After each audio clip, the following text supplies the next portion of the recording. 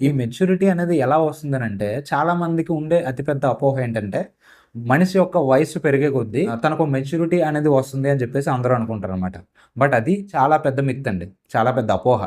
ఎందుకు అపోహ అని అంటున్నానంటే, నిజంగా వయసు పెరిగే కొద్దీ మెచ్యూరిటీ రావాలి, అందరూ కూడా మెచ్యూర్డ్ పర్సన్స్‌లా అయిపోవాలి అనంటే, మన సొసైటీలో ఎంతోమంది పెద్దవాళ్ళున్నారు. చాలా వయసు పైబడిన వాళ్ళున్నారు.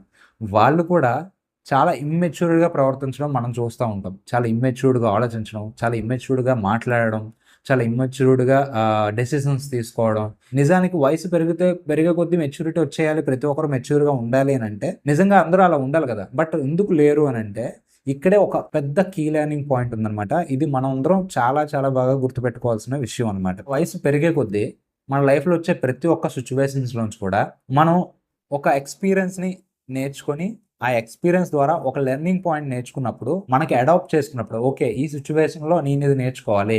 నేను ఈ టైంలో ఇలా మాట్లాడితే ఇలా అయింది. ఈ టైంలో ఇలా డెసిషన్‌లు తీసుకోవడం వల్ల ఎలా అయింది. సో, ఈ పరిస్థితి నాకు ఇది నేర్పించిందని చెప్పి ప్రతి ఒక్క దాంట్లోంచి కూడా ప్రతి ఒక్కటి మనం నేర్చుకునే లెర్నింగ్ యాటిట్యూడ్ అనేది మనలో ఉన్నప్పుడు, మన లైఫ్‌లో వచ్చే ప్రతి ఒక్క ప్రాబ్లమ్‌ని, ప్రతి ఒక్క సిట్యుయేషన్‌ని బేస్ చేసుకొని మనం ఒక మెచ్యూర్డ్ పర్సన్‌గా మన సెల్ఫ్‌ని మనం బిల్డ్ చేసుకుంటూ ఉంటామనమాట డే బై డే. బట్ ఎవరైతే అన్‌కాన్షియస్‌గా ఉంటారో, వయసు పెరిగే కొద్దీ వాళ్ళ యొక్క మానసిక పరిపక్వతని పెంచుకునే విధానంలో ఎవరైతే శ్రద్ధ చూపించరో, వాళ్ళు ఎప్పుడు ఇమ్మెచ్యూర్‌గానే ఉంటారనమాట. బట్ మెచ్యూరిటీ ఉన్న పర్సన్స్ చెప్పాను కదండీ! వాళ్ళకి లెర్నింగ్ యాటిట్యూడ్ అనేది ఉంటుందనమాట. ప్రతి ఒక్క పరిస్థితి నుంచి, ప్రతి ఒక్క ఇన్సిడెంట్ నుంచి కూడా వాళ్ళు ఒక లెర్నింగ్ లెసన్ నేర్చుకొని, వాళ్ళకి అడాప్ట్ చేసుకొని, వాళ్ళు డే బై డే ఇంప్రూవ్ అవుతూ ఉంటారనమాట మానసికంగా. సో, దానివల్ల వాళ్ళ క్వాలిటీ ఆఫ్ లైఫ్ అనేది చాలా బావుంటుందనమాట.